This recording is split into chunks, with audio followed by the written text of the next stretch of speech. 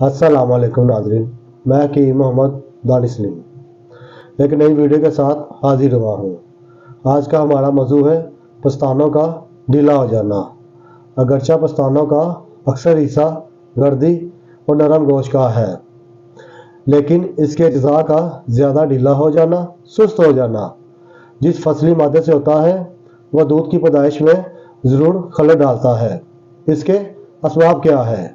मजाज में बलगमी, रतूबात की ज़्यादती, पस्तानों की रगों और इसकी सांस का खून और दूध का खाली हो जाना, जिस्म में खून की कमी, अरसे तक दूध पिलाना और हमाम का अक्सर इस्तेमाल इसकी शिकायत का बायस होता है।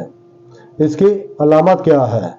ऐसी औरतों का बदन मोटा, ढीला और बादी की वजह से फूल जाता है। बलगम की कसरत की दीगर अलामत पाई जाती है। इसके अलावा आराम तलबी और घर के ज़रूरी काम काज में हाथ हिलाना और गर्म पानी से नहाना, जल्दी जल्दी गुस्ल करना।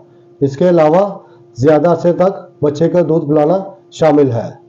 इस मसले के हल के लिए आज मैं आपको एक नुस्खा बताऊंगा, जिसके इस्तेमाल करने से इंशाअल्लाह 2 हफ्ते में आपको रिजल्ट मिलना शुरू हो जाएगा। वो नुस्खा नोट कर लें।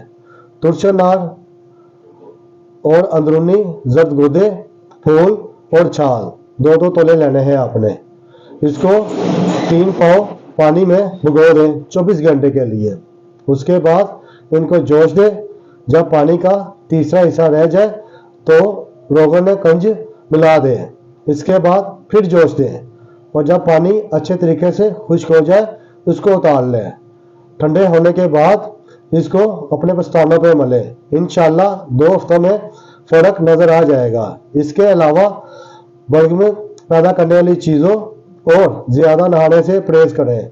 लिबास ऐसा पहने कि पस्तानों को सहारा मिले। ज़्यादा लटके रहने की वजह से नुकसान कम हो। मिलते हैं एक नई वीडियो के साथ। मज़ीद मालूमात के लिए नीचे दिए गए नंबर पर रब्ता करें। अब तक के लिए इजाज़त दें। अल्लाह हाफिज़।